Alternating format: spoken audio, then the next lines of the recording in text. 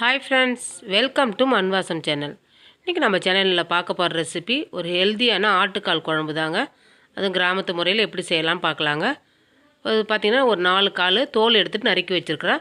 சிலவங்க வந்து சுட்டுட்டு அது மேலே இருக்கிற முடியை மட்டும் பொசிக்கிட்டு செய்வாங்க.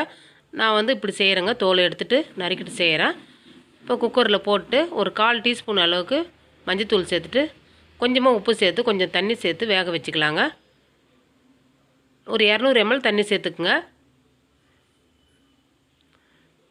ஒரு 5லேருந்து ஒரு 6 விசில் வரட்டுங்க. நல்லா கால் நல்லா வேகணும்.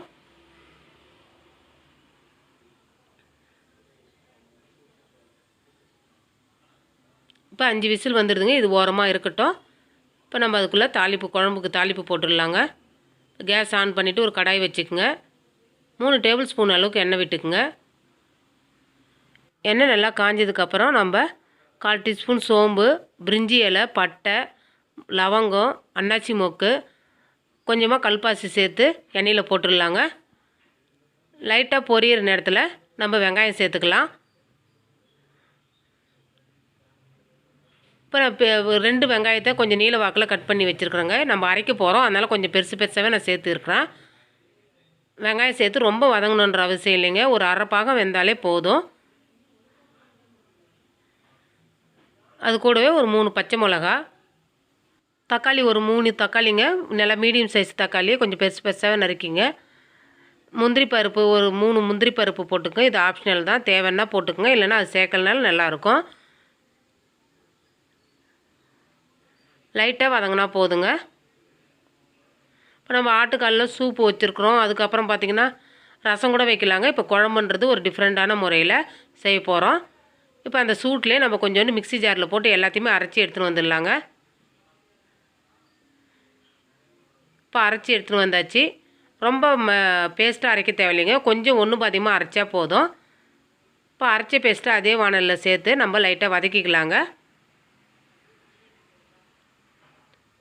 இப்போ நம்ம வெங்காயம் தக்காளிலாம் அரை பாகம் வதங்கினதுக்கப்புறம் நம்ம எடுத்தாச்சு. இப்போ கொஞ்சம் நல்லா வதங்கினதுக்கப்புறம் நம்ம ஒரு டேபிள் ஸ்பூன் அளவுக்கு இஞ்சி பூண்டு பேஸ்ட்டு சேர்த்துக்கலாங்க.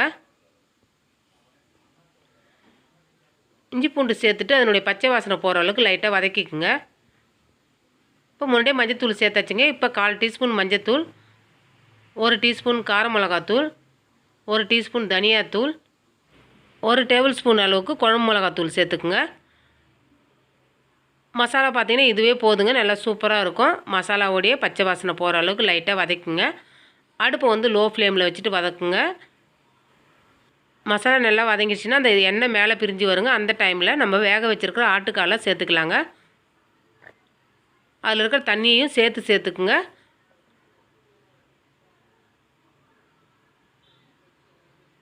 நல்லா கலக்கி விட்டுருங்க.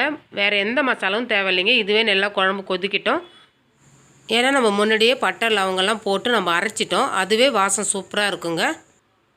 இது கூட பார்த்திங்கன்னா கருவேப்பிலை சேர்த்துக்கலாங்க. கருவேப்பிலை கிள்ளி சேருங்க, அப்போ தான் நல்லா வாசமாக இருக்கும். அது கூடவே ஒரு சின்ன தக்காளியை பொடியாக நறுக்கி சேர்த்துக்கலாங்க. இந்த மாதிரி பச்சை தக்காளி சேர்க்கும்போது நல்லாயிருக்கும் குழம்பு, அதெல்லாம் நான் சேர்க்குறேங்க. உங்களுக்கு தேவையில்லைன்னா பச்சை தக்காளி சேர்க்க விருப்பம் இல்லைன்னா நீங்கள் சேர்க்க தேவையில்லை. தக்காளி சேர்த்துட்டு லைட்டாக கலக்கி விட்டுட்டு மூடி போட்டு வேக விடலாங்க.